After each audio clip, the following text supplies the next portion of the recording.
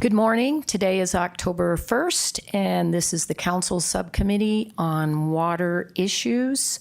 Roll call, please. Chairperson Rusing. Here. Member Fruworth. Here. Member Gambogi. Present. All are present. Thank you.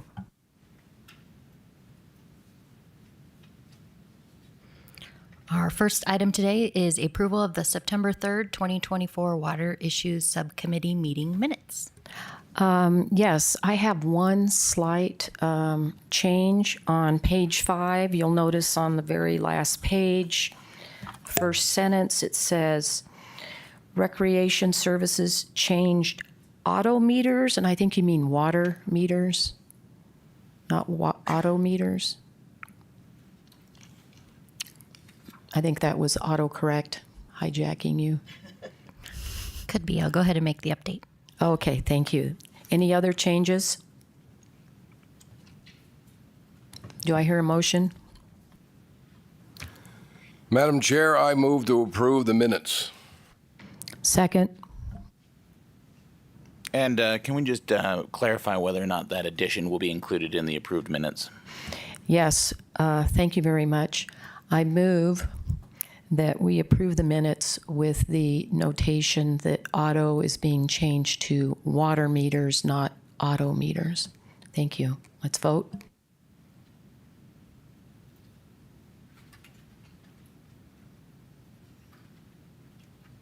Passes 2-0 with 1 abstention. Next item, please.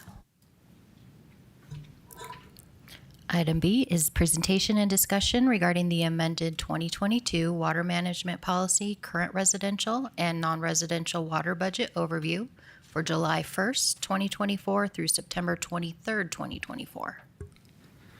Well, good morning, everybody. I'm Brian Reese. I'm the Water Resource and Environmental Services Manager here for the city in the Public Works Department. Per our amended 2022 water policy, guidelines number 11 through 13, we established a semi-annual budget for both residential and non-residential projects for each year. The budget set for July 1st, 2024 through December 31st, 2024 for residential projects was set at 50 acre-feet per year. And the budget for that same period for non-residential projects was set at 25 acre-feet per year.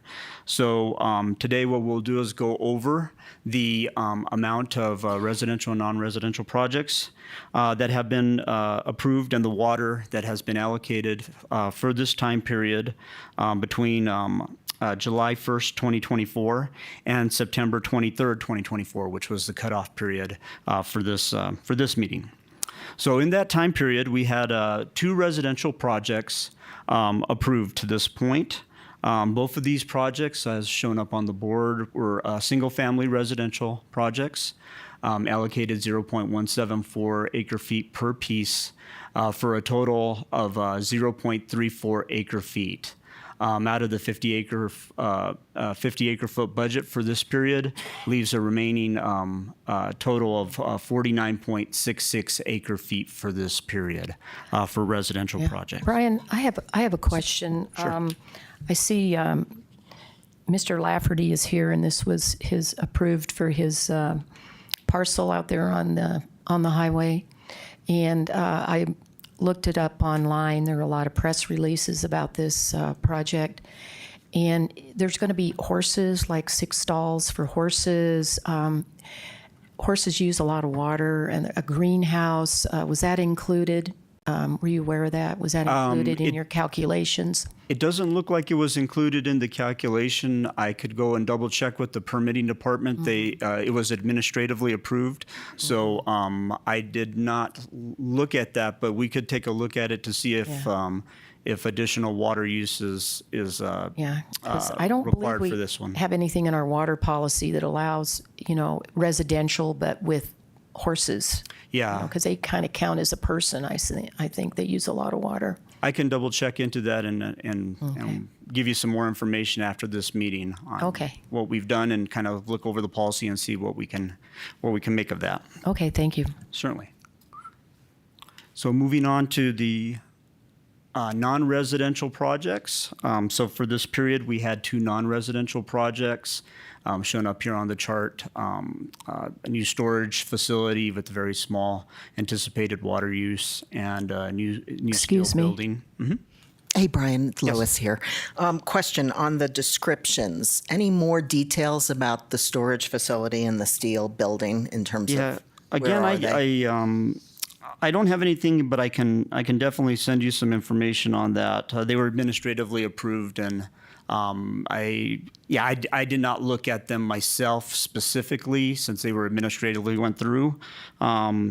If we could know- just I get don't in the know if, future like an address or something to that effect, so we yes. understand, because Yeah. we do get from community development all the development that's going on, and it's nice to be able to tie the water to that on these grids at the committee. No, level. you're Thank right, you. and I think you've asked for that before, and it seems to kind of come on and fall off for some reason. We'll see if we can just keep it constant.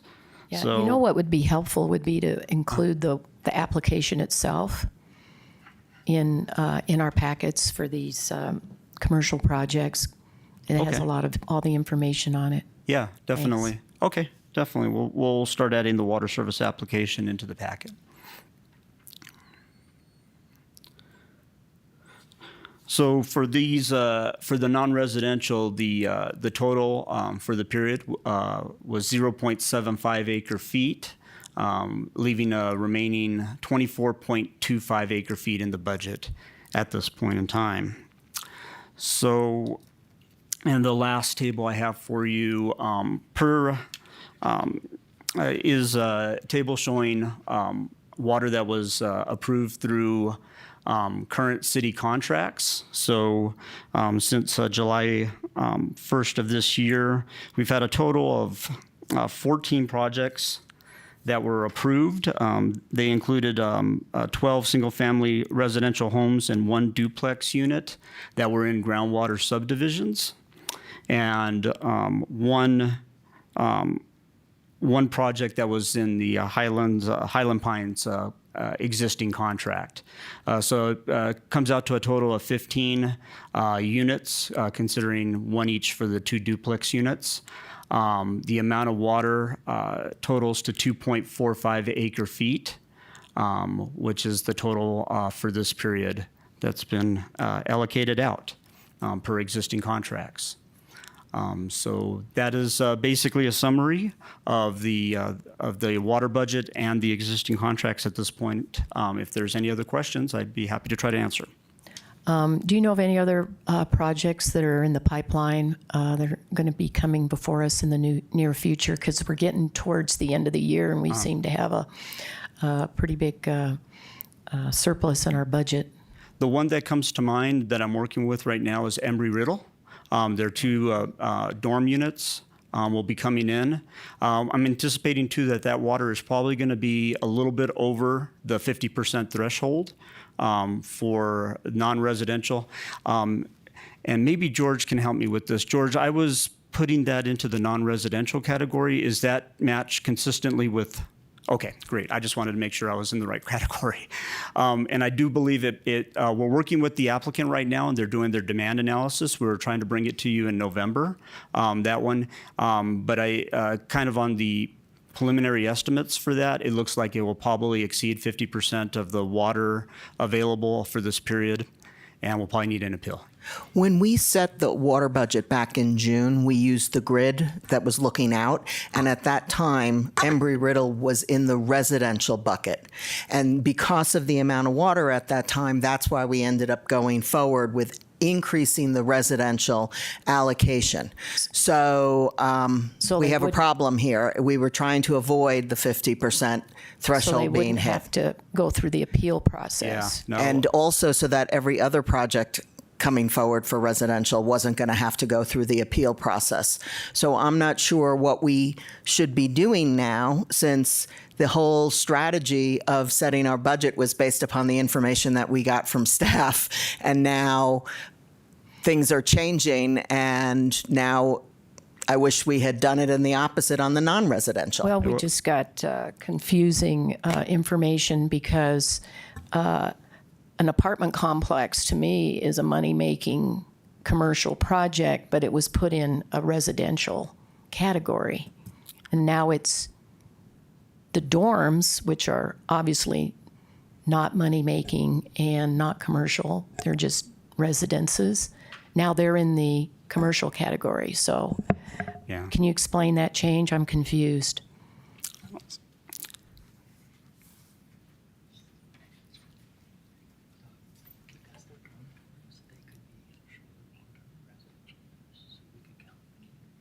Okay. Okay. Mr. Worley, if you have something to say, I'd appreciate it if you could speak to us publicly about it. Thank Okay. you. So what Mr. Worley was telling me is that basically we can include them in either one of the categories for purposes of allocating the water as a commercial unit or as a residential unit. So we can move that over to the proper category. However, I do believe that even with moving it over to the non-residential category, it's probably still going to need an appeal because it looks like it's going to be over that threshold of 50% for even for the non-residential, with 49.66 left in it. Yeah, I just pulled out the plan that we got in June that we made these decisions based upon. And Embry-Riddle Residential Hall, approximate 30 acre feet, was in residential. Yeah. And so we knew that was going to be something. That's why we increased it up to 50, hoping that some of the other apartments, including the one that's before us today, would get in and not have to go through all sorts of. Yeah. Yeah, so sorry about the confusion, but it does look like we can pull from the residential water budget for it. It does look like we'll probably have to go through an appeal process for the residential dorms, regardless, especially today, if council approves the apartments today.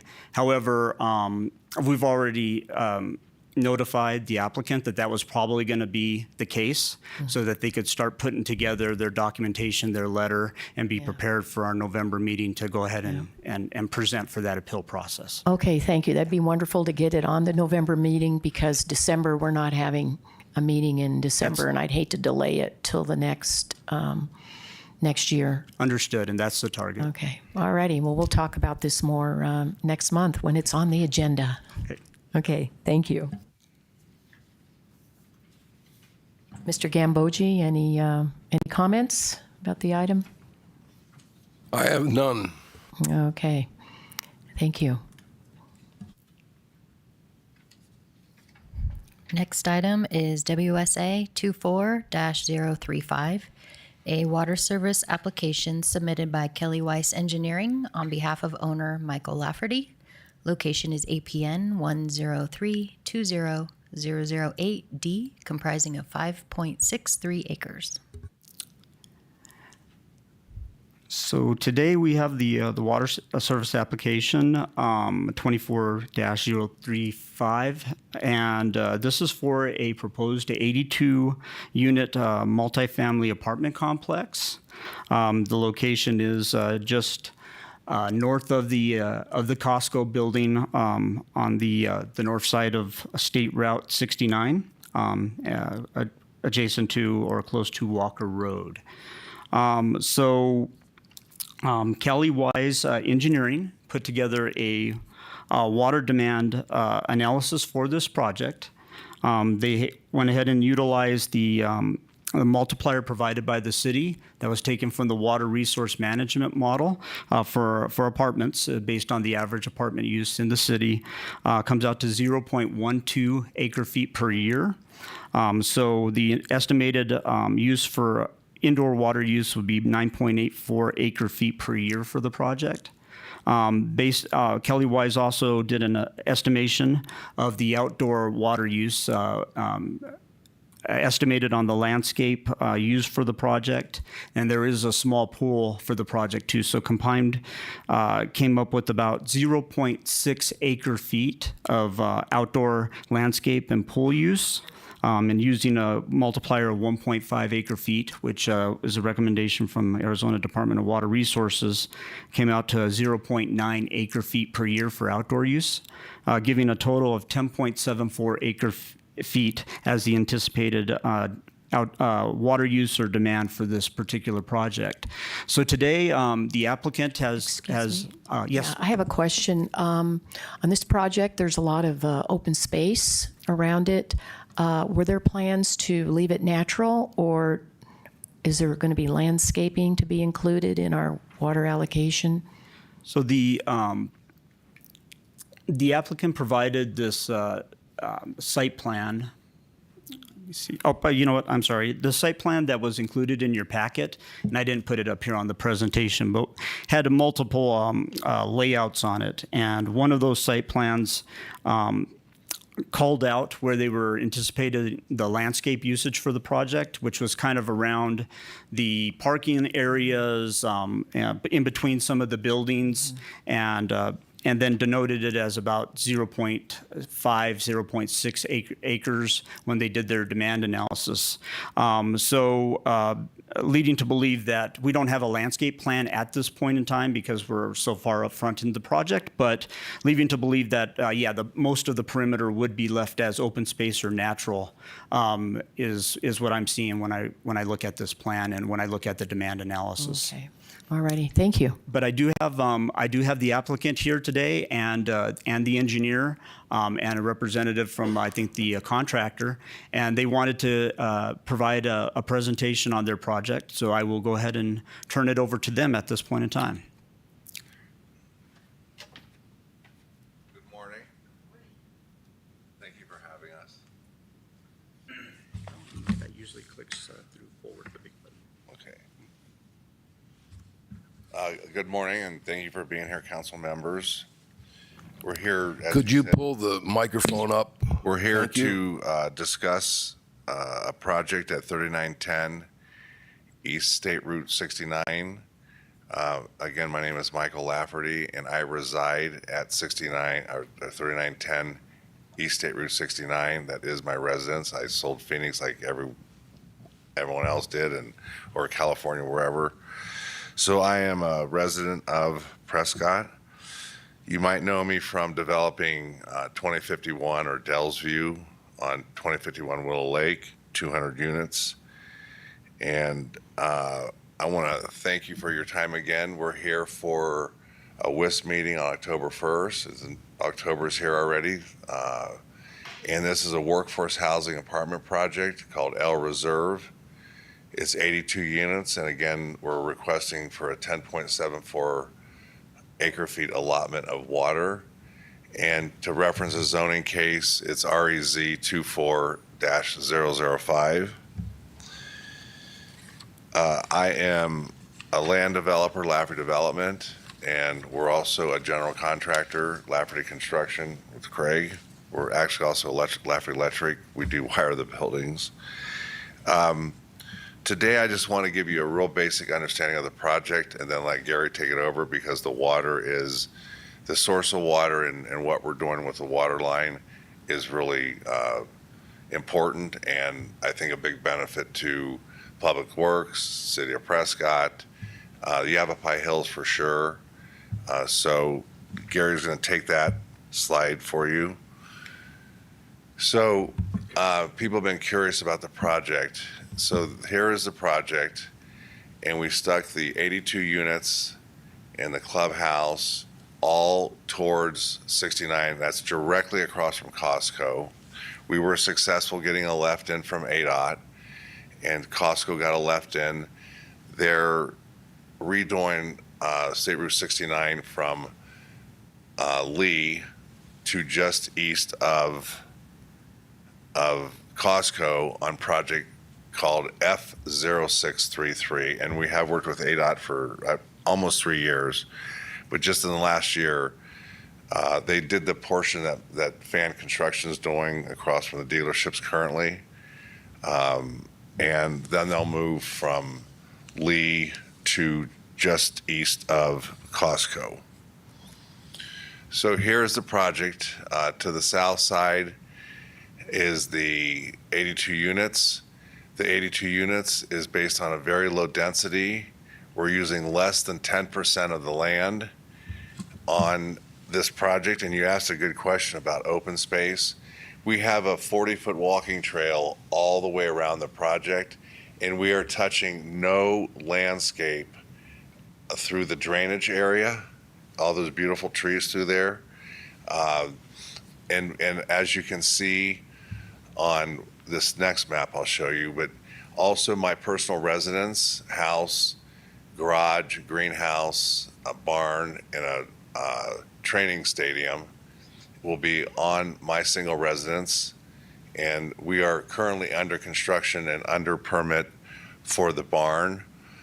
And you read the barn right. It has 6 stalls. I plan on having 2 horses, but friends come, and so I don't plan on having 6 horses.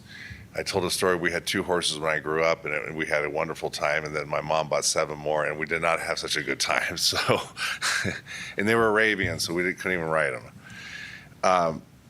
So this is the picture, overall aerial view of the development. And I'm very proud to also live here. And I've been in Phoenix for a long time. My office is still in Phoenix, but I now live right there at 3910 East State Route 69. Here's a little overview just to show you our conscience. We met with Yavapai Hills HOA on August 15th, and we showed them this map and the distances between the entrance and Butterfly and the entrance and Bud Sage, and it's about 850 feet, and then 1,000 feet all the way to the back, where we do have some Yavapai Hill residents along Bud Sage and around the north side, and of course Butterfly around the east side. Well, the west side is Bud Sage, east side is Butterfly. So here's just an overview. There is a walking trail, a horse riding and walking trail that's loops the project. It's about 5 kilometers. And that's something that I also own the property between Butterfly and the 15 acres that we're talking about. Here's just an overview of the apartment project. And as you can see here, you can see the walking and open space. Again, we've only used 10% of the land, so that really reduces the landscape.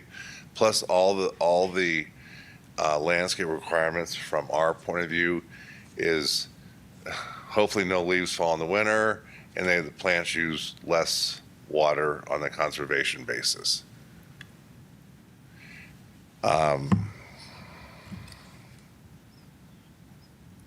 I'm going to wrap up on a couple comments, but now the most important part is the water line that we're putting from Walker Road to Butterfly, and the best person to explain that is Gary.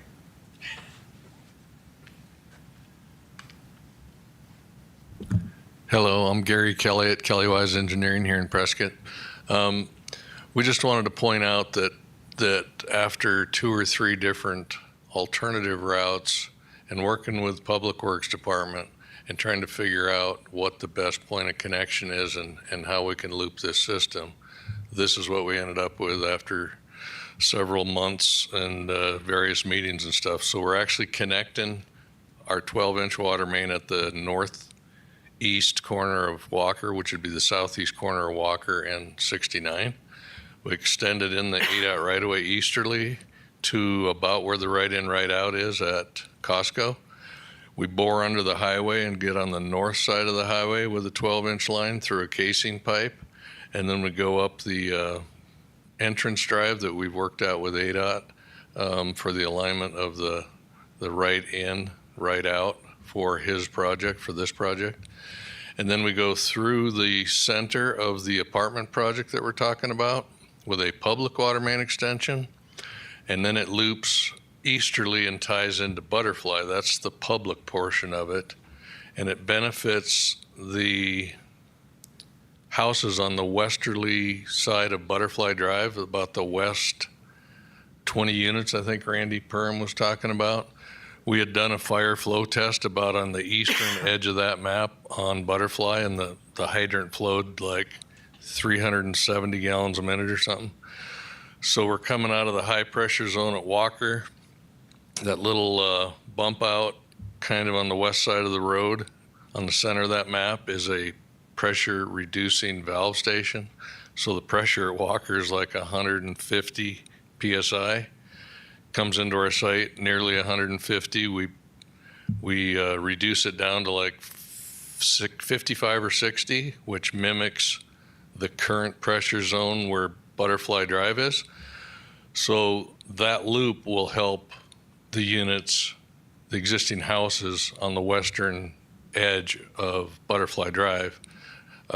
More like the western 20 or so units in Butterfly will now have secondary feed for water, number one. Number two, because it's a looping system, they'll have better pressures because the water will be coming like it always has from the north and east, but now it'll also be coming in through this project.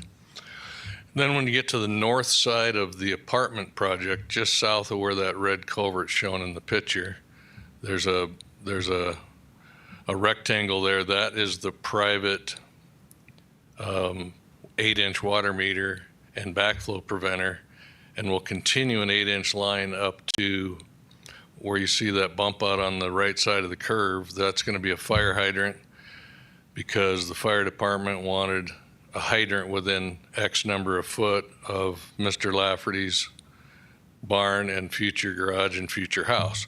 And then we'll run all of that line, everything south of that culvert, everything north of the water meter will be private, maintained by Mr. Lafferty.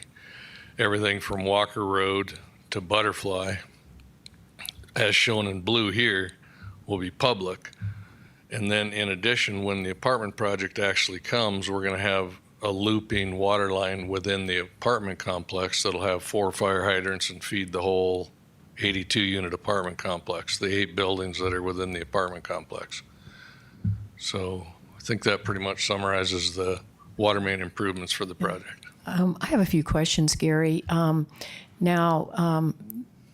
Mr. Lafferty purchased at a bankruptcy sale 25 acres, and so he owns 15, because all the press releases said 25 acres. 9 acres goes up the hill to Butterfly. That's a separate parcel. That parcel's actually in Yavapai. Okay, but you're the owner, right? Yeah.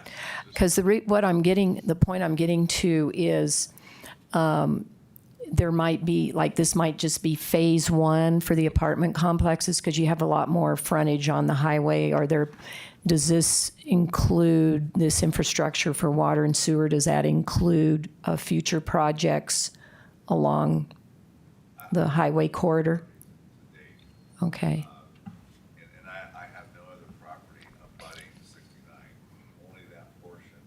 It's about 700 foot wide by 1,000 foot deep. Mm-hmm. The 700 foot of butts, 69, not the other land. Okay. You see the property line, that 9 acres, there's state land to the south of the 9 acres. This is like 5, this is the apartment. Right. 5.67 or something. And then north is 9 9 or 10 acres. So that's the 15 acres he's talking about. Madam Chair, may I? Yes. Mr. Gambogi? If you're not talking into the microphone, we can't capture this for public comment, so. Oh, sorry. Yeah, No, that's it's okay, but I just want you to know that's why I'm mentioning it. Okay. So if you're going to speak into the microphone. Yep. Thank you. So the apartment project as shown there and the boundary around that is the south 5 acres. North of the 5-acre apartment project is the 9-acre private barn, house, and garage. That's all he's planning on the north 9 acres. And Okay. and the south, the apartment project, that's all we're planning on the south 5.5 acres. And it says in our brochure here that the cost of this water main, I assume also sewer, is $1.5 million, and that is going to be borne by the applicant. That cost is borne by the applicant to bring the wet utilities to his property, but there's going to be a public portion which the city is going to be maintaining in the future, Correct. Can you outline where those are going to be? What part is the public? I assume along the Along highway. right there at Walker where it connects, and then easterly in the ADEQ right away, then northerly across the highway, then up through the apartment project and over to Butterfly. All of that is the public portion. And the sewer main's going to be, is it going to be in the same trench? No, sewer is just the black line on there that starts in the northeast corner of the 10-acre parcel, Okay. and it goes along the east side of that drive, just east of the blue line, and then it comes into the apartment project center east, and gravity flows from the apartment project through his 9-acre parcel up to the northeast corner, which is the southeast corner of the lots, and you have it by hills. There's Okay. an existing sewer main along the south, So it's along his tying in north over. boundary. Yeah. Okay, so it's tying in over there. So he has one point of connection in the northeast corner for sewer. So the, what part is going to be ductile iron and what part of the water main is going to be just PVC yard line? No, well, the whole 12-inch and the 8-inch private will all be ductile iron. Okay, When it goes to his 2-inch water meter that serves the barn, the garage, and the house, that would be the only yard line, the private yard line that would be Okay. Schedule 40 PVC. okay. All righty. Okay, well, thank you. Any other questions? I just wanted to also ask Mr. Lafferty, we kind of got this last minute information yesterday afternoon that mentioned workforce housing. It wasn't in our packet that, on the original agenda. And when I looked up all the press releases, there wasn't any mention of workforce housing, but you have it here. And unless I see something in writing, a letter from the FHA or something that your foundation is going to do something for workforce housing, do you have anything other than saying it's going to be workforce housing? It's as far as I'm concerned, it's just going to be market rate until, I see something more concrete.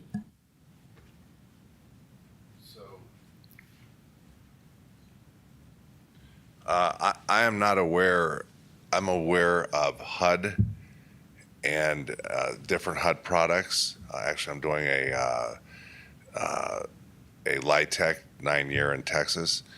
I don't know of a form of proof to show you. I don't know of a form that I can give you that says that. Here's how we base it on. And just let me show you what I do. Hang on. Oh, here we go. Okay, so here are 2 workforce housing projects that we did in Phoenix. This is on 12th Street and Van Buren. And the reason that we qualify as a workforce housing is that our rental costs based on AMI. So let me show you 2. And on this one, okay, go back. Okay. Sorry. On these 2, the Imperial project, which was the first workforce housing, we beat the downtown area market in our sub-market. There's sub-markets that determine this, right? We're 10% less on Imperial. There's a little bit larger units. On BB on 12th, we're 27% less than market rate. And we are in the public housing, City of Phoenix public housing on on Imperial Apartments. And so that's how our measurement goes, is based on AMI. So here is the AMI for Prescott, which we will meet 80% and 50%, and that's based on 30% of your income.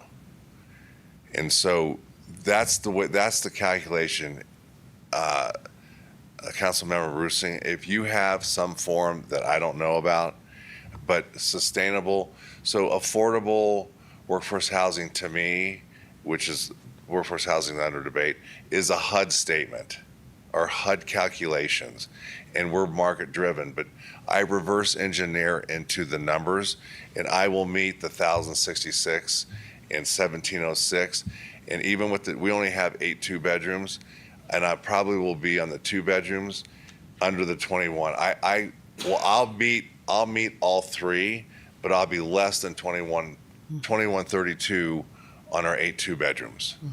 And Yeah. the way we do that is we make the units a bit smaller to reverse engineer back into these numbers.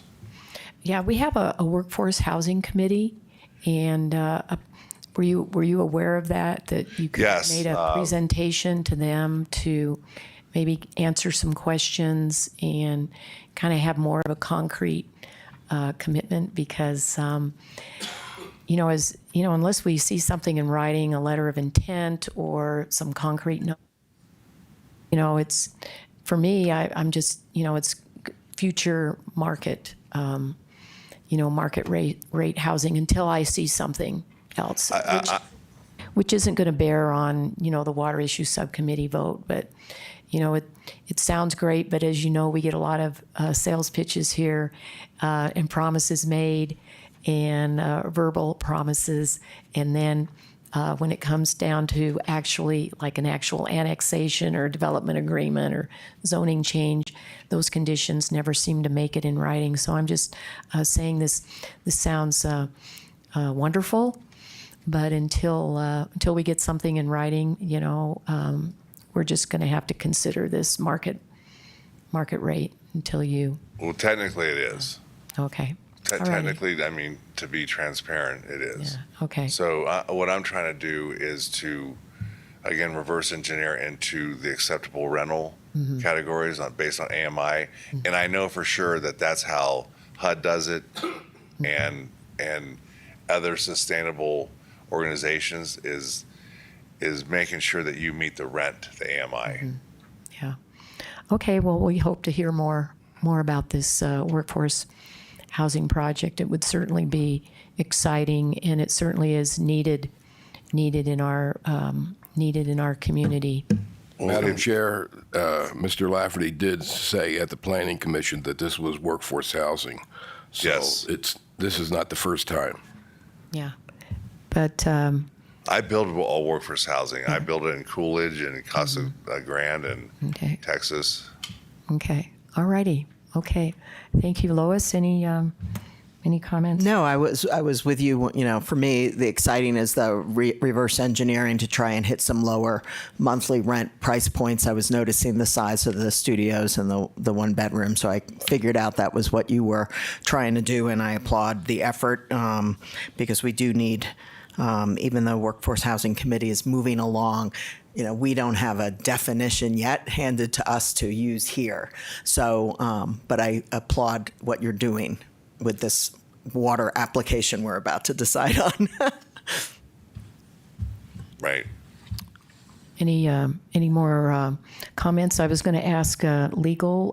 Do you have any comments about maybe getting something in writing as far as workforce housing?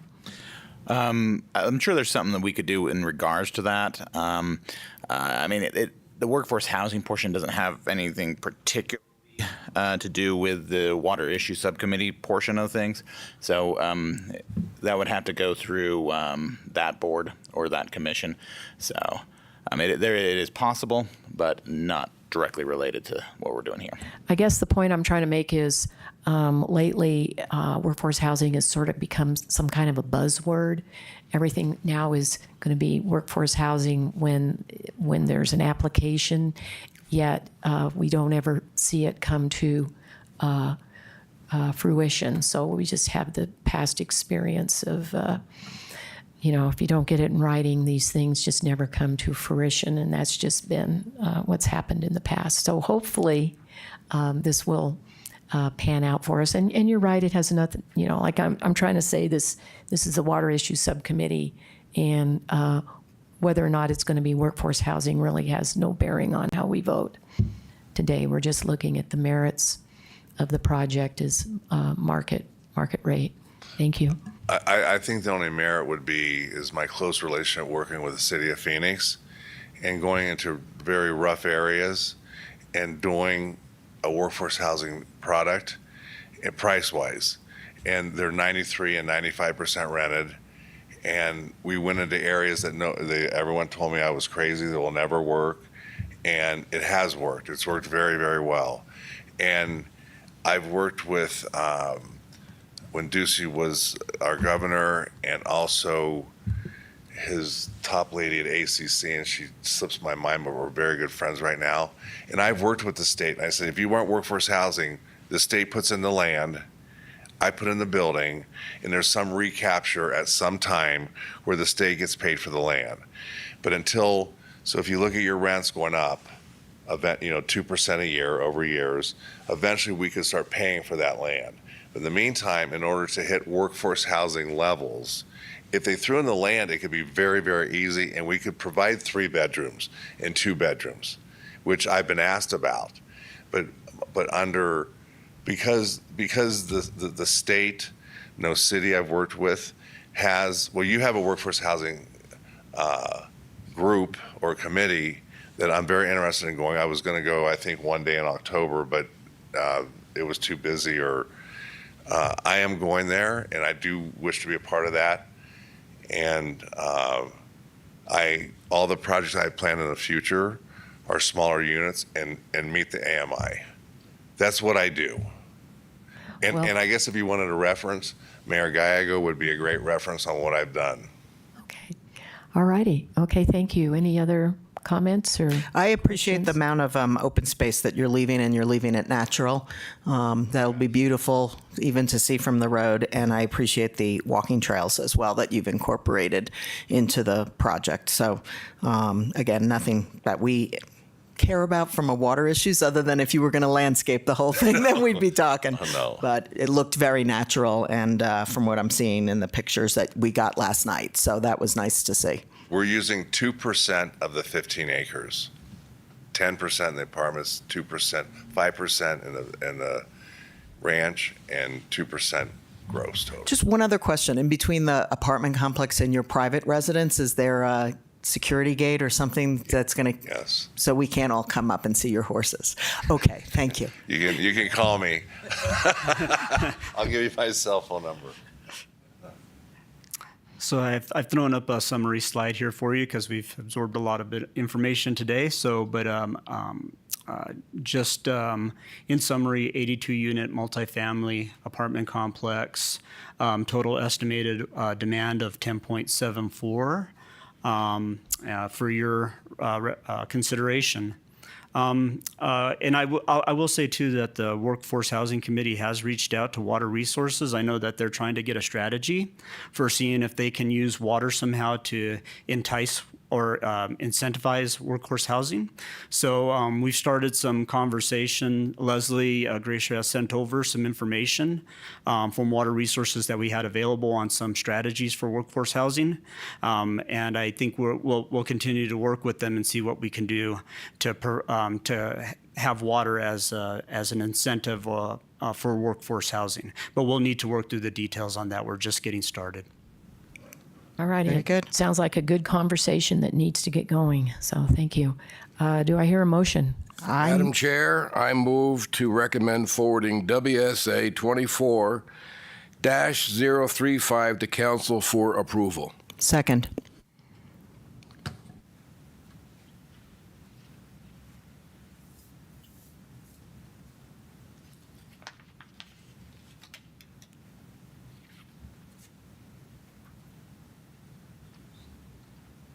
Passes 3-0. Next item is presentation Congratulations. and discussion regarding an update on the automatic meter reading infrastructure AMI program.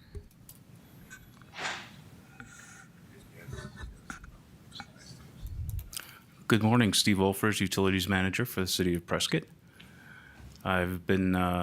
I'm honored to be able to come and chat with you today about our AMI program and our rollout of the system. But that's not my slideshow.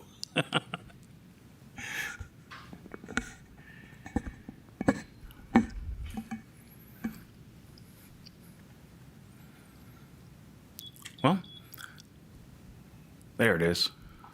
That's the one. All right. So as you are fairly well aware of, we started our AMI meter changeout earlier this year. It was approved by the council in September of last year. And the main goal was to replace all water meters with Badger meters. When we started this program, we had as many as a dozen different meter brands out there, which had different styles and all kinds of different things. So we're going to a point where we're standardizing all the meters. So these will be new meters as well as new hookups will be required to install these meters. These are the best on the market for the solid state that we have, which is something water operators we have trouble going to new technology. So we just went and bought the old brass things and not some fancy polymer that they're trying to sell us out there. We are also replacing the endpoints. Previously to this project, we had endpoints that would broadcast information to a vehicle driving by. These new endpoints will broadcast through the cellular network, and therefore will be picked up. I can pick up the reads off my phone if I wanted to. What this will do will facilitate our abilities to monitor what's going on the private side as well, so that, as you're aware, we have plenty of part-time residents who get surprised with these massive bills because they've had a leak and been out of town. This program will allow us to set up situations where we can monitor that. And when we see things that are weird, we can give the owners and customers a call to make adjustments or go check out their property. The third part is the customer interface. This will allow any customer to go look at their usage, compare it to others who are in similar situations, and also set alerts for themselves. So if they go past their budget, it can tell them that. If there's a leak, they'll be able to know. So right now, I have Yeah, a sure, question. Sure. When you started replacing the water meters, did you start in a certain neighborhood, or did you give priority to old meters first, or did you do commercial, or how did you do that? Can I have one more slide? Okay, thank you. Sorry. Then I'll do that. On the right-hand side of this is the Ion Water application. So this is what customers can do. We have 310 customers signed up now. It's about 10% signing, and we really haven't done any media blitz or anything. We're just kind of keeping it low right now because not everybody's going to have the opportunity to get these meters for a couple years. Some of them will be several years before they get them. So that dashboard there allows you to check daily usage. That's what the chart on the bottom is. Tells you daily usage, tells you how you compare to other people in similar situations, and when you have peaks and valleys in usage. So this not only helps them set their own standards, but also further down, which I couldn't get on the slide, is other helpful hints.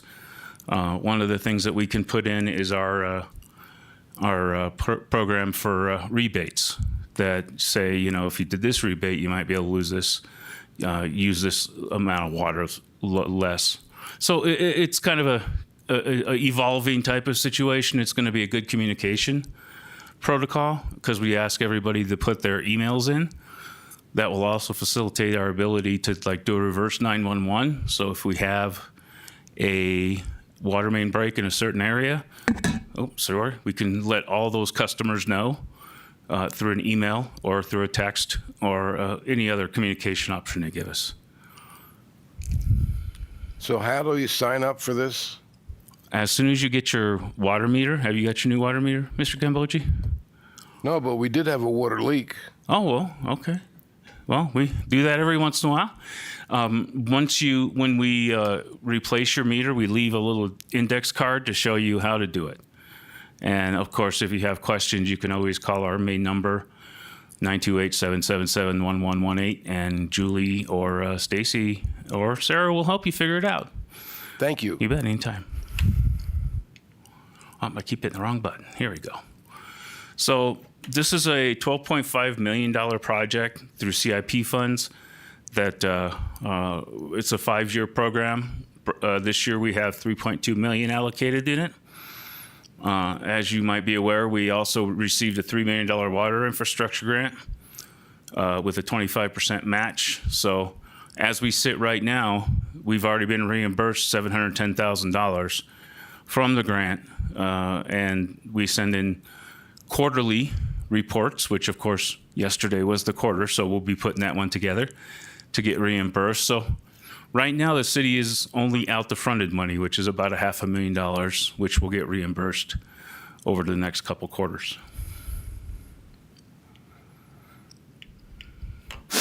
So there we go, progress of installation. So we really wanted to make the biggest impact we could. So we started in Chino Valley. Chino Valley obviously is a difficult area for us to service. Everything's 20 minutes away. So we went ahead and changed all of the Chino Valley meters. Up this point, we changed 782 meters out in the Chino Valley area. That will be residential and commercial. Currently, all of those are communicating back to our data collection, so we don't have any cellular misconnections. We're currently in the Route 4, and I put the map up there. The Route 4 is the blue part there on the far west side. These are fairly older meters, some old infrastructure. So we decided to start out there. There's going to be 4,500 meters replaced, and right now we're about halfway through. We'll probably be looking at switching routes here sometime in the fall or late winter. So as of this writing, we've replaced 3,500 meters, but I was just looking at my phone and we're at 3,653 now since I wrote this. So we're replacing 600 meters a month, and we're right on that pace.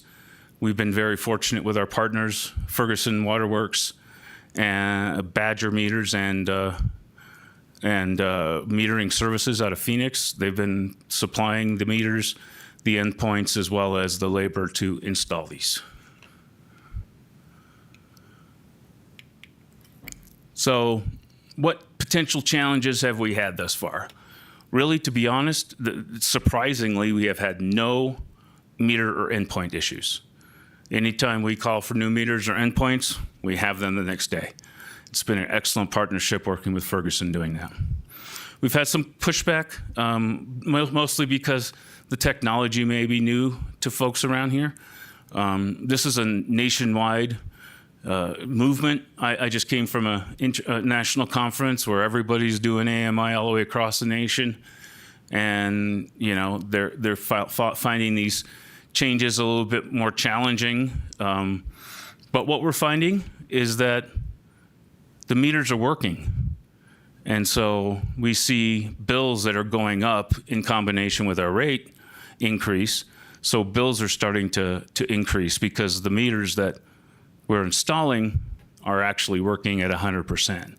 And so I think we're out there replacing a large amount of meters that we're under registering, which is what meters generally do. I'd just like to make a comment. My water meter, for some reason, blew up about 2 weeks ago. They do that every once in a while, and yes. I never would have noticed, but it happened to be in the middle of the driveway, the box in the middle of the driveway, so it was pretty obvious. But if you had a water meter out on your lot someplace, you know, it'd be who knows how long before you'd notice it, at least by the time you got the bill. But the city came out, was on their side. Yes. So I didn't have a big water bill. That's always and good. They replaced it straight away. I guess it was a gasket or something. But these new Badger water meters, I just like to comment, are made in the USA, I guess up in Wisconsin. And what's unique about them is they'll function in extreme temperatures. So if we get a hard freeze, there's other meters that will just quit working and break down, and the people don't have water. But these are supposed to stand up to extreme temperatures, which comes in, you know, we're just going to have more and more of those extreme temperatures with climate change as we're enduring our heat wave right now. Thank you. Yes, we certainly did our due diligence in making sure this product would meet the specifications here between our high 90s, 100 sometimes, and all the way down to our 20s and teens in the wintertime. So we definitely worked to make sure we got the proper product for our area. Cellular coverage was one of our challenges early on. We only have 2 non-communicating out of the 3,500 right now. So those are being looked at by our vendor. We have a guarantee of 98.5%, which is pretty good. So I think we're well within that thus far. And I have one more question. Sure. So with new builds, like if somebody's building a new house and they need a water meter, do they get the new water meter? They do. The smart meters? They Okay. do. All right, Yes, good. they're in their general engineering standards Okay. to be installed. Yes. All righty, great. And then we talked quickly about the increase in bills with the accurate meters. Got a question for you. Sure. You talk about increase in bills with the new meters, and I don't know that would necessarily make the residents happy, but I think in your first chart it shows you the resident has the ability to compare their usage to other people. Correct. Are there any examples where you put the new meters in and people use that information to reduce their usage? That is the goal. Absolutely. It gives the customer 100% control of their usage. So they can decide if they want to irrigate on certain days or if what volume they want to irrigate to. What we found most of the time is we see leaky toilets. We can see the 1.2 or 2 gallons per minute that's leaking past the meter, so you can go, as a consumer, go ahead and say, okay, I can fix that. But because that could be thousands of gallons over time of wasted water. Yeah. So when fully deployed, we're better able to manage our water then. Yes, sir. That was the original goal. The grant we got from WIFA is a conservation grant, so we'll have to show that we have reduced our usage for that grant. And it's a little too early to tell, but I think we're making some good strides. And I'd just like to comment that our water rates are tiered. Yes. And the public knows that, that's geared towards conservation. So if you're a high water user, that's your choice and you're going to pay more. But if you want to conserve, save money, and use less water, then you're rewarded with putting that money in your pocket. Yes, ma'am. Very well. Okay. Planning ahead, this is what we plan on doing. I've received a couple calls about this. When do I get my meter questions? So we're in Route 4. As I said, we'll be moving to Route 1, which from here I can't quite, I guess it's the light purplish over on the east side there. So as you can see, we're kind of hitting some of our older areas and harder to reach areas. So that'll be moving into Route 1 in early 25. And then Route 2 will kick up sometime in early calendar year 26. And then we'll do Route 5 and Route 3 thereafter. Again, this is a 5-year project. This only projects out 4 years. So any stragglers that we have, anything that we just missed, which happens, we'll clean up in that last year. But hopefully by the end of 2028, we'll be fully deployed, and everybody will have 28,500 plus smart meters and endpoints out there for us to be able to evaluate. Well, thank you very much. This is a wonderful project, and it is all about conservation, being more efficient with this finite resource that we have, especially during the drought that's been going on, I don't know, for 30 years, a pretty hard drought with no end in sight. We could have used a little hurricane over here too, some of the water. Be careful what you wish Yeah, for. be careful. Just a slight hurricane. Mr. Gambogi, any comments? I have none. Okay. I have one Lois? question for Steve. The WIFA loan that we got, you said this is a 5-year project. It was in our capital improvement plan. plan as such. The WIFA loan we got, was that for 1 year or was that for the whole 5-year project covering this? Because I heard they went down on giving any new loans out. Now I heard rumor is they're back up to maybe giving more grants. So where are we with this whole WIFA grant project? This grant was awarded through ARPA funds for conservation. It is a $3 million flat expenditure, has to be expended by December of 2026. And we won't have any problem using it then. And of course, the $12.5 million was the total cost of the project. The $3 million grant will remove $3 million of that from our CIP.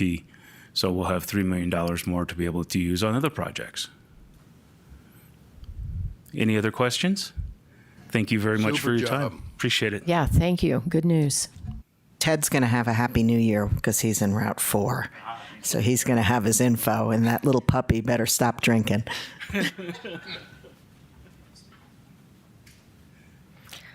Item E, presentation and discussion regarding ADEQ stormwater quality requirements. Good morning, council members. Matt Kelley, Public Works, and today I'm going to give you a brief update on our Arizona Department of Environmental Quality stormwater quality requirements. It's a bit of a mouthful: municipal separate storm sewer system, otherwise known as MS4 program update. We just submitted our annual report, so it's very timely, and we've got some statistics in this presentation for sharing. So today we'll do kind of a walkthrough, a brief stop at the regulatory landscape to understand kind of where all this originated from. A single slide for the multi-sector general permit as it applies within city limits. And really the heart of the presentation will be on the MS4 program and the minimum control measures that are contained therein. And then finally, we'll do a brief hit on the annual reporting and then open it up to any questions you might have. So I'm here today because of the Clean Water Act of 1972, which effectively was the basic structure for regulating the discharges of pollutants to waters of the United States and creating surface water quality standards. That was known at the federal level through the Environmental Protection Agency as the National Pollution Discharge Elimination System, otherwise known as NPDES. Excuse me, Matt, since Yeah. we're going into history, wasn't that under President Richard Nixon, Indeed. the EPA, and all the new government watchdogs to protect the environment? It was under President Nixon. Yes, indeed it was. More recently, we've heard of trickle-down economics. There's also trickle-down regulation. In this case, what it meant was that the Environmental Protection Agency wasn't intending on enforcing that directly to municipalities within the state. They wanted to delegate that regulation or primacy to Arizona's Department of Environmental Quality. And they did so back about 2002, and they created the Arizona Pollution Discharge Elimination System, or AZIPDES, because we never have enough jargon and acronyms in federal government or any government. And that's where we kind of are today. The Arizona Department of Environmental Quality started with our big cities, our phase 1 MS4s, cities with populations over 100,000. They have individual permits. So DEQ will send permit writers to that municipality, and they'll sit around at a table and they'll write a permit that is specific to that municipality. Whereas we operate under a general permit. And what that means is it's written to kind of cover a lot of bases. So we're in the same boat as Prescott Valley, Yavapai County, City of Cottonwood, City of Flagstaff. We're all operating under the same permit that guides our daily actions as we try to prevent pollution from reaching our surface waters. And there are similar permits in place for construction activities, if it's over an acre, and for industrial facilities. The other thing that we do now is that we also are regulated by the state and regulate those that operate within our city. So we're kind of caught between a rock and a hard place in that regard. So as an example of an industrial facility, our Sundog Transfer Station, it has its own regulations separate from the way we do in the rest of the city. This is the facility map as it's located in our stormwater pollution prevention plan that resides online and in my office. And so on a quarterly basis, we'll go out and inspect every one of those numbered items on that.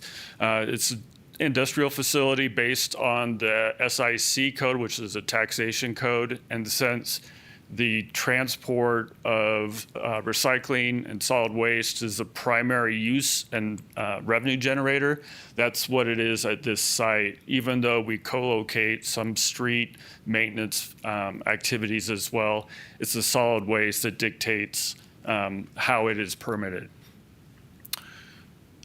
But most of our time is focus on our MS4. And so MS4 is kind of a nebulous concept. And it's basically the idea that our streets, our storm drains, our gutters, our channels are all methods of conveying pollutants to the number of creeks and lakes that we have around town. They are essentially viaducts and transporting pollutants to Granite Creek and Watson Lake and a number of other sites.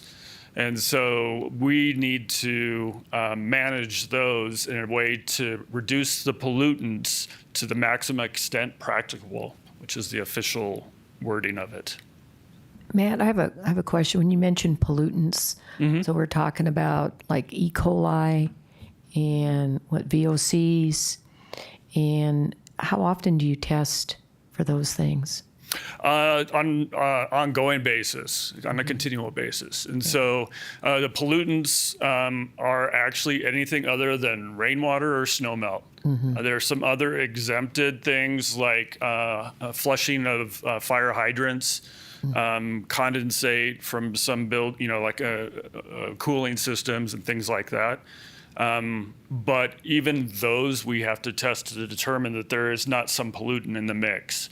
And so when it comes to doing regular analytical monitoring, we have two monitoring seasons, a cool season and a warm season. We're currently in the final 30 days of the warm season that encompasses the monsoon season.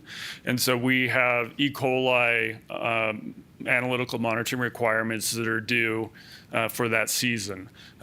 Because of the nature of the monsoon storms that we have, a lot of them coming in the evening and on weekends, we are not quite at our goal yet, but we still have a full 30 days before we'll report that to Arizona Department of Environmental Quality.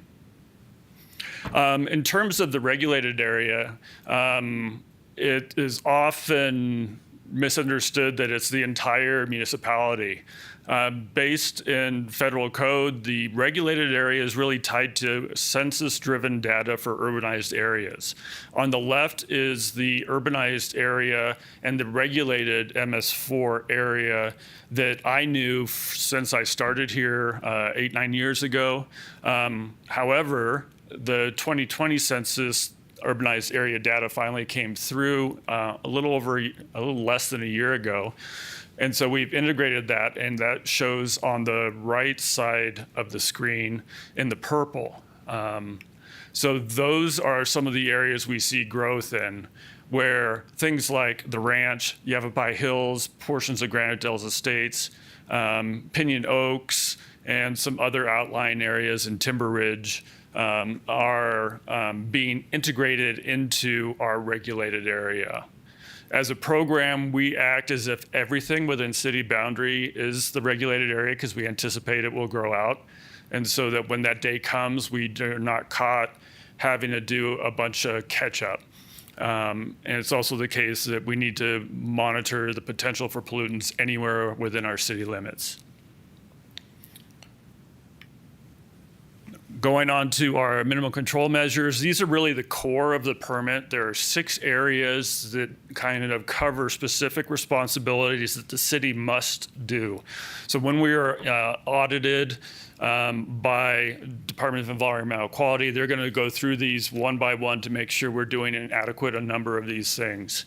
And in outreach, The rock star of the program is Elise Anderson, who's with us here today, and she's done an incredible job in connecting with students, whether it's Prescott College in the bottom left-hand corner or area elementary students in that upper left-hand corner at our Penn Eastwood Basin, looking at water quality issues, sources of pollutants, how natural solutions can help with water quality issues as we see in a basin like that. And in the center, we have Elise at the farmer's market doing an integrative watershed model with some of the kids that are there.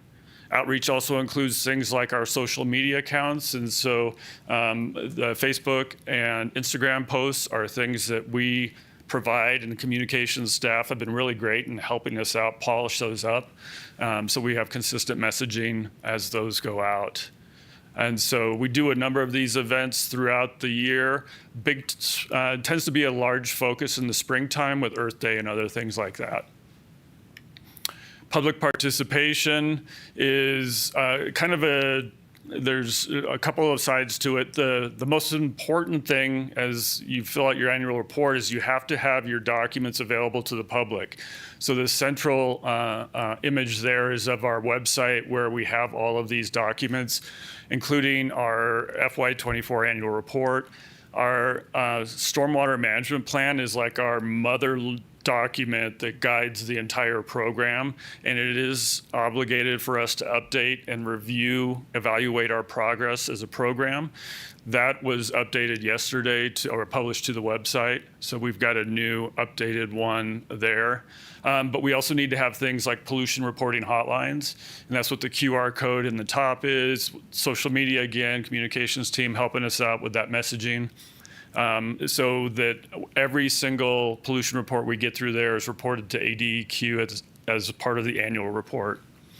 And then another face of public participation are doing things like cleanups, whether it's the Granite Creek cleanup, which is kind of our biggest singular effort. It's Prescott Creeks leads the charge on that, but it's supported by a number of different departments within the city. Solid waste, our team has been involved with that since I've been here as well. And then this was a little pop-up cleanup that we worked with a resident to hit an area of Miller Creek that needed a little more attention. And so we do those too on more of a kind of as needed and episodic nature rather than just programmatically. Illicit discharge, basically pollution detection. And so this ties to the monitoring question, Councilwoman Rusing, that top left corner is outfall monitoring.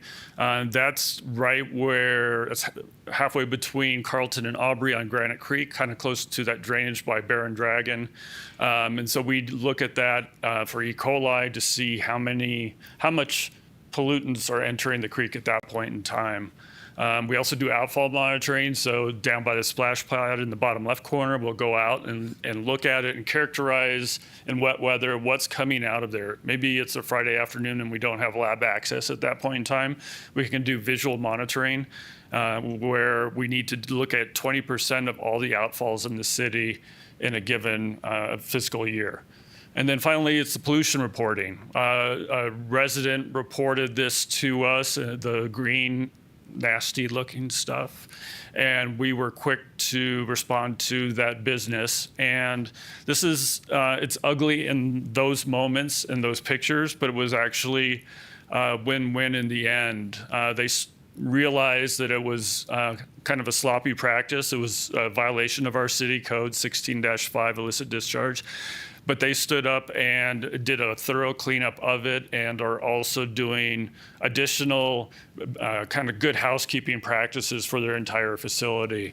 So they've been a pleasure to work with. They've cleaned it up. They've done education for the workers at that site. Hey, Matt, what was that green stuff? That was something, it was a dye that was used to test for leaks in carpet cleaning equipment, I believe it was. And so they had just moved it outside during the middle of summer, and a nearby person called it in and gave us a kind of a blurry window shot, and we were able to get out there within hours of receiving it and get it fully contained. They had a Clean Harbor Environmental Systems out to clean all of that stuff, so it got taken care of appropriately. And then their corporate parents, if you will, to that offshoot of the company started doing the permitting necessary to file with ADEQ for a multi-sector general permit, which means they would also be under ADEQ scrutiny going forward, not only ours. So it worked out well in the end, and they've been clean ever since. Construction is a busy one, and there's a number of facets to it. It also includes the permit and plan reviews.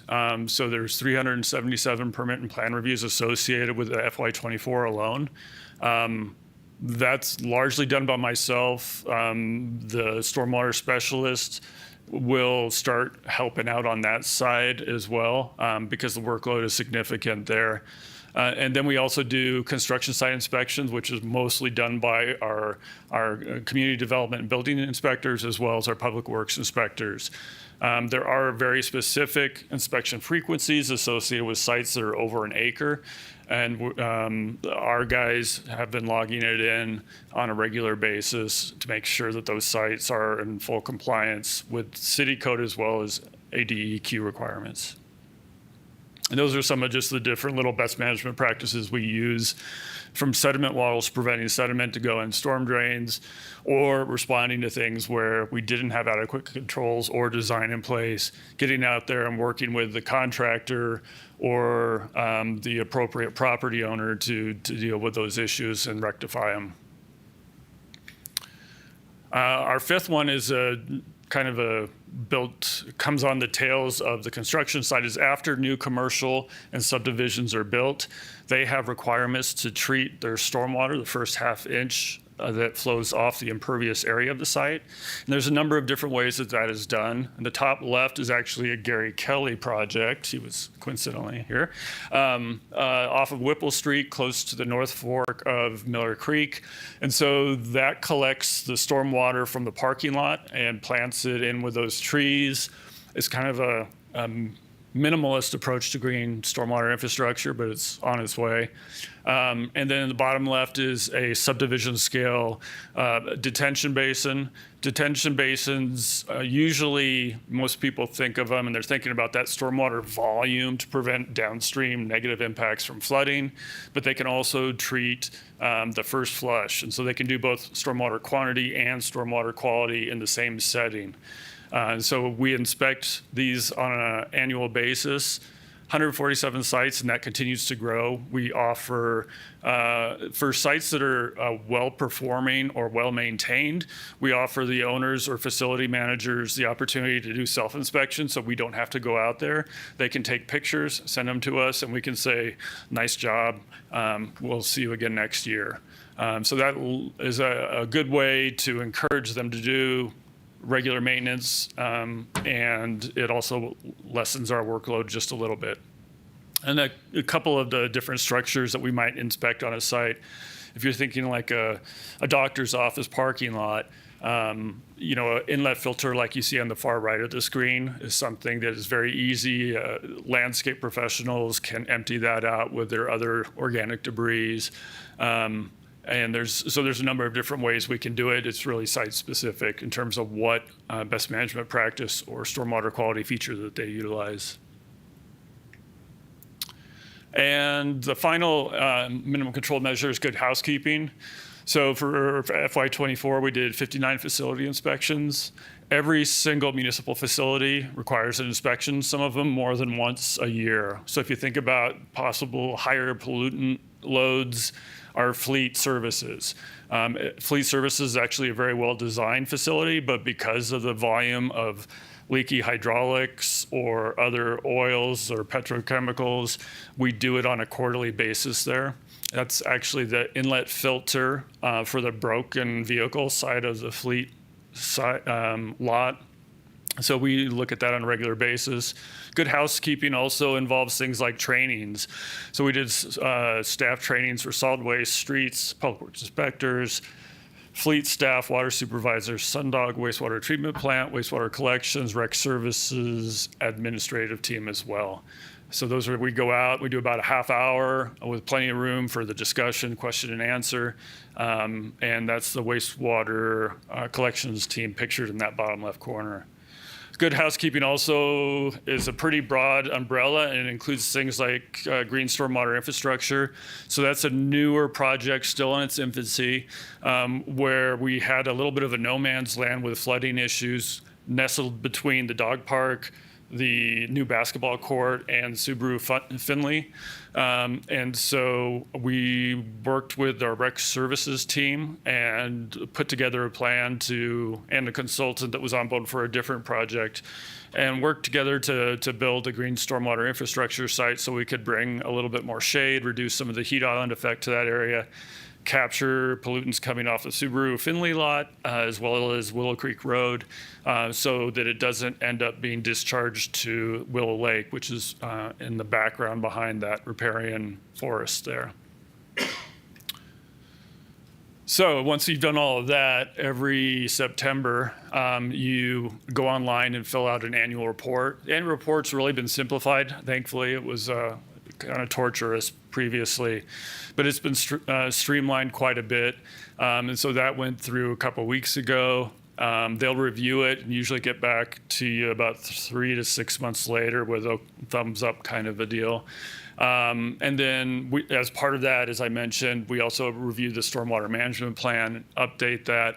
Elise and I get together and we'll kind of brainstorm what can we do better, what didn't we hit. And so one of the things that we need to hit this year is outreach and education to contractors. So how are we going to do that? That's on our deck to figure out. And you probably might want to reach out to Sandy Griffiths, Yavapai County Contractors Association. Yeah. Have some ideas. Yeah, we used to do a lunch and learn through ComDev, and that was the place I typically did it before, but Sandy's a great resource for that. So with that, just like to do a little tip of the hat to the environmental program team. Elise with us today. Jeremy's a new hire, our environmental project manager who's not here at the moment. Myself, and then my supervisor and the kind of team lead, Brian Reese, as well. And with that, I'd take any questions you might have at this time. Well, thank you very much. This sounds like a massive effort. And I think you guys are doing a wonderful job to keep us in compliance with ADEQ requirements. I was just going to ask about our.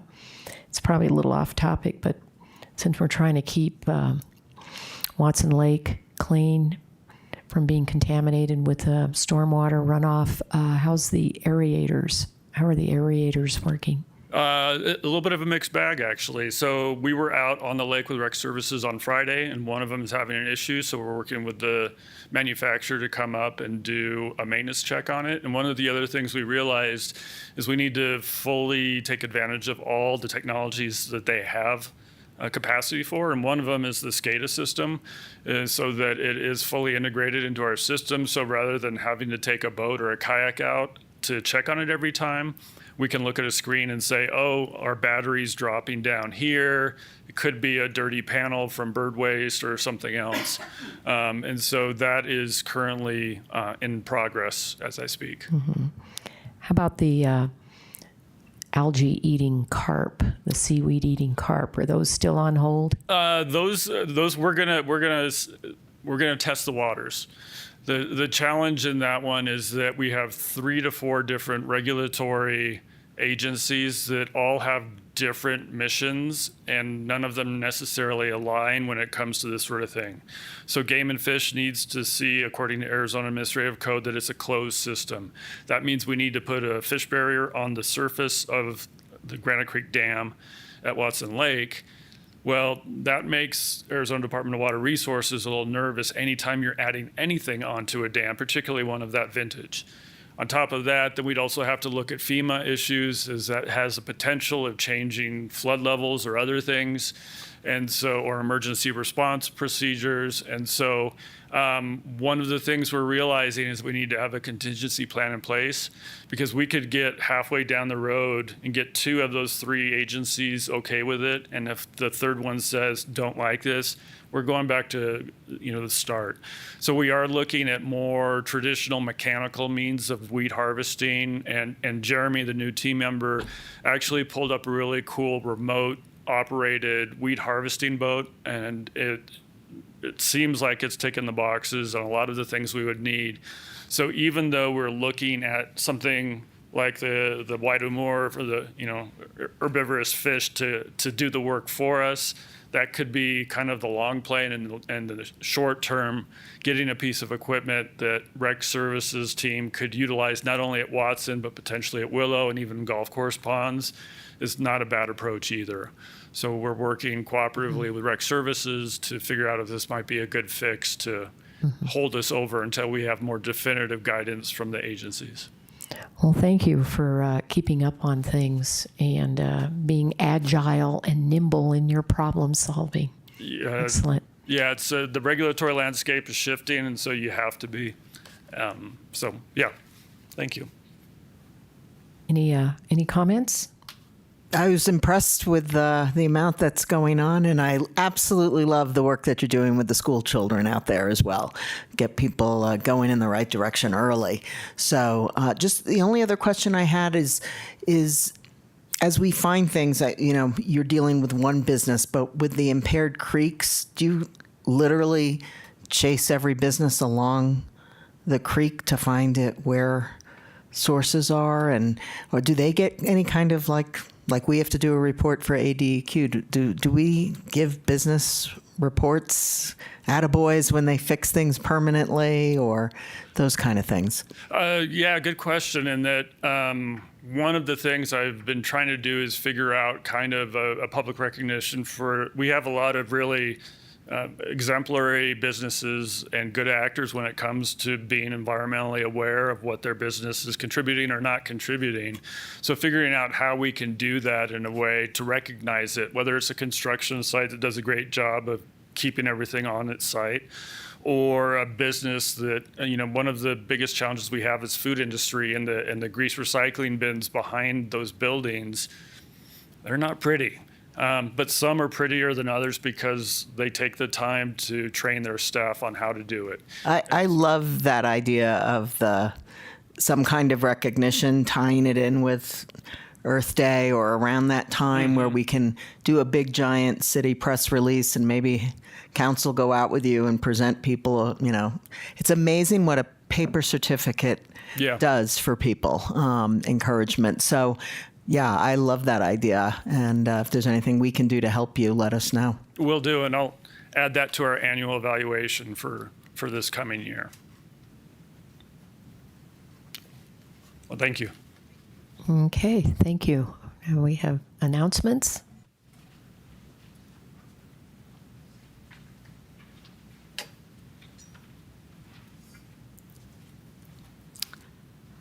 So I just had a couple of general announcements to wrap this up today. Let me see if we can maybe get, there we go. Okay, so coming up for the second year in a row, we have the Prescott Water Festival put on by the Cooperative Extension Project WET. And it's a nationwide, it's a statewide program. They get all of the fourth graders in the area. They bus them in. It's a great festival with lots of volunteers.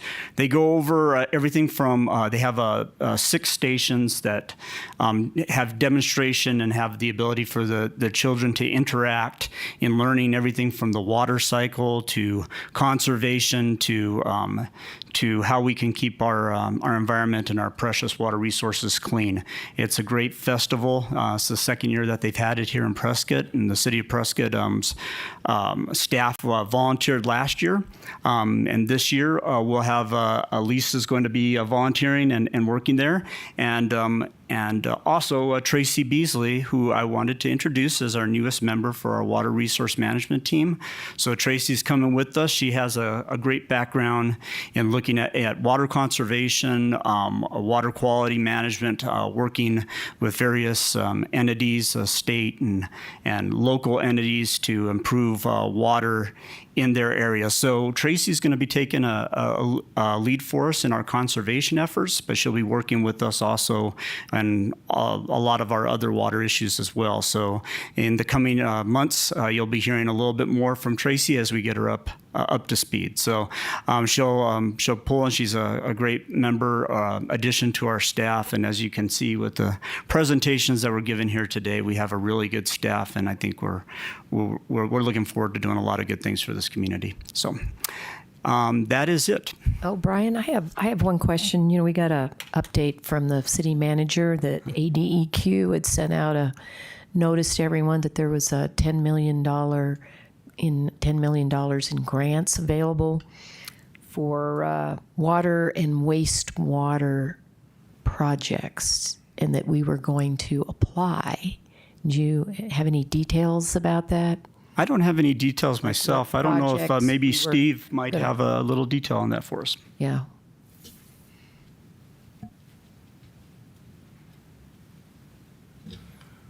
Hi, Steve Wolfers, Utilities Manager. We did apply for some of those funds yesterday. It was a quick turnaround, so we asked for as much as we possibly could get towards the Willow Creek gravity sewer project. Willow Creek Gravity Sewer. Sewer project, correct. Okay. So that has been submitted, and we'll be waiting in line to see where we fall. Okay, fingers crossed. Okay, thank you. Any other comments? Okay, well, this meeting is adjourned.